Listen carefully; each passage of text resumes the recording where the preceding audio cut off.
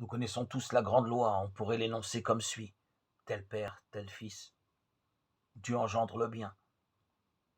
Le mal est suivi du mal.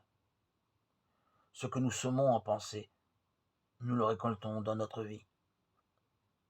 Si pendant toute la journée nous pensons d'une manière positive, constructive, bienveillante, nous susciterons santé, prospérité et liberté. Mais si d'heure en heure notre pensée est négative, pessimiste, mesquine, nous ferons apparaître la maladie, l'échec et le malheur. Notre vie est-elle dominée par la foi? À mesure que s'écouleront les années, nous deviendrons plus riches, plus joyeux, nous nous sentirons plus jeunes. Par contre, si notre vie est influencée par la peur, les années enfuies en nous dispenseront la vieillesse, la décrépitude, les désillusions. Chacun sait combien cela est vrai. Personne n'a l'ombre d'un doute à cet égard. Cependant, malgré la connaissance qu'ils ont de cette vérité transcendante, les gens appliquent constamment cette loi fondamentale à des fins destructrices.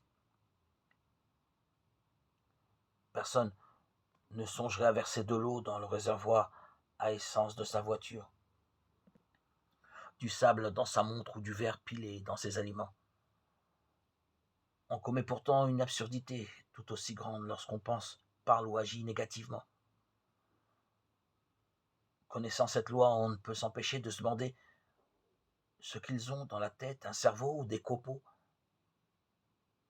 Dieu merci, nous connaissons cette grande loi qui est la clé de la vie. Tout ce qui nous incombe, c'est de l'appliquer. Si cela s'avère un peu difficile au début, de même que pour acquérir une nouvelle habitude ou s'initier à une technique nouvelle, nous y parviendrons parfaitement avec de l'exercice et les résultats heureux se succéderont à une rapidité inimaginable. À l'avenir, quand nous nous surprendrons en train de penser négativement, dites-nous sévèrement, qu'as-tu donc dans la tête?